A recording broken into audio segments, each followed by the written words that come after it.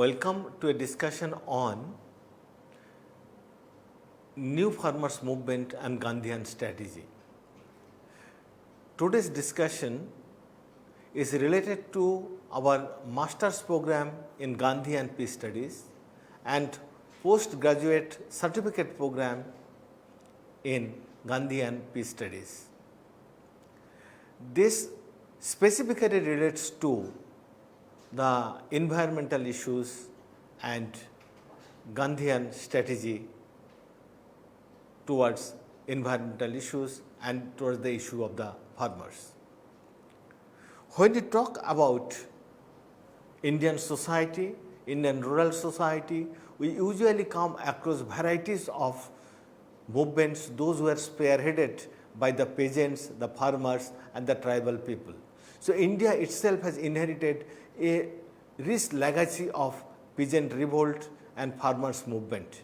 To begin with, we have got the Bhil movement, the Bhil tribals movement in 1822, 1823, 1837 and also 1860s. The Deccan peasant revolt 1875, the Mopla revolt we talk about 1921, the Mostly Satyagraha 1921-24, struggle of the Orlis 1945, Birsa Munda movement, it also in the Naga peasant uprising 1830-33. This is a wide variety of the peasant movement.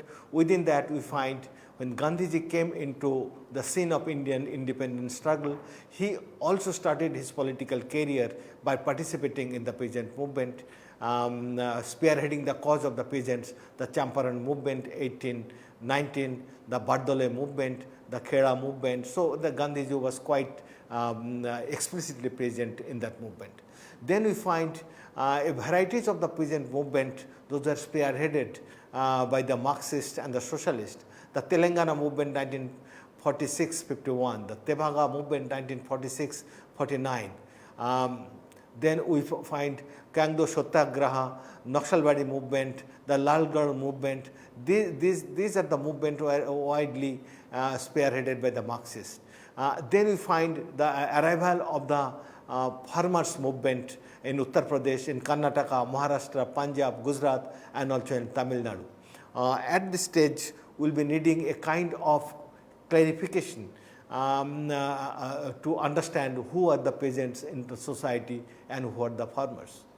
When we talk about the peasant in the society, we usually talk about the peasants are those marginal cultivators, the agricultural laborers, the sharecroppers, those who are engaged in land for a livelihood by their own labor for their subsistence cultivation. So, it is for their mainstaying of agriculture, for their mainstay they are engaged in agriculture for the subsistence. It is for the sustenance and subsistence of the family they are engaged in agriculture, either as sharecroppers, agricultural laborer, tenants or small cultivators. Many of them may be the part cultivators, part fishermen, part laborers. So, varieties of combination comes in, but their mainstay is dependent on what we call on the land. Then we have another category whom we call the farmers.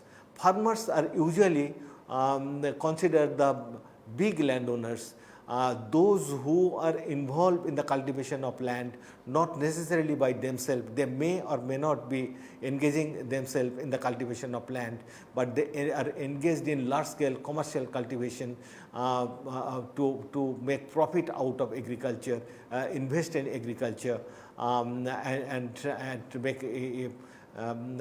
make their life based on the profit they are accumulating by engaging in agricultural activities.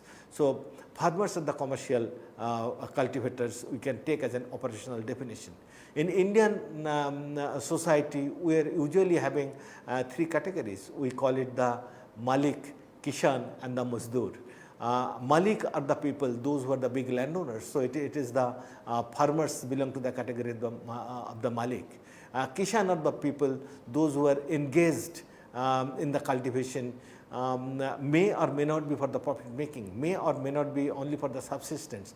So when you talk about the Kishan may be a farmer, Kishan may also be the peasant. It will dependent on the motives of that cultivation. Then those who are the Mazdoor, obviously they are the peasant, they are the sharecroppers, they are the tenants. So we find those categories to be reckoned with, to be recognized in the Indian context. When India got independence, when Gandhiji was also spearheading the movement, he found enormous agrarian inequality in the society. So there were the big landowners, simultaneously there are the jamindars, the intermediary landowners between the state and the cultivators. So immediately after independence, looking at the plight of the agrarian people, especially of the peasants, in the first 5-year plan itself, the land reform was introduced in 1955.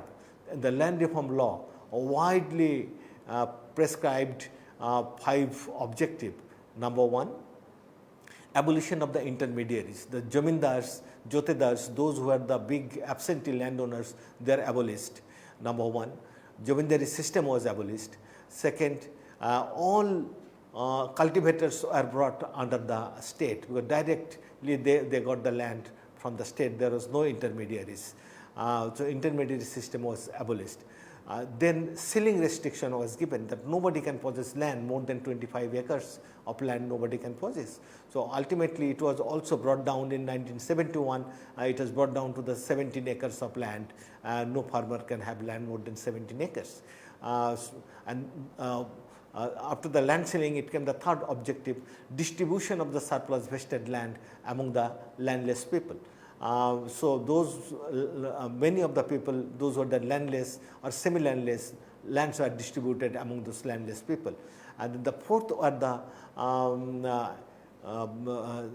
productivity from the land and the tenurial security.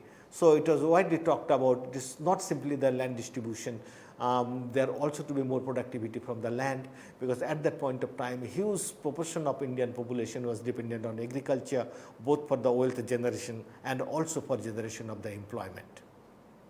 That land reform, the philosophy of the land reform continued, and in many parts of the country, especially in West Bengal and Kerala, these were strictly implemented. But simple land reform has not brought productivity to the land, because India was experiencing a huge food shortage in mid-1960s. And many of the agricultural specialists, especially from United States and other countries, they predicted that millions of Indian people are going to die because India is going to have enormous food shortage.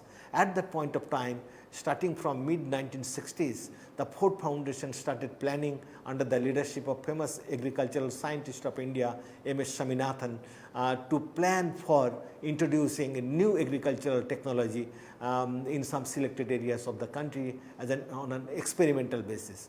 So it was the Punjab, Western UP, Haryana become the northern part, then some parts of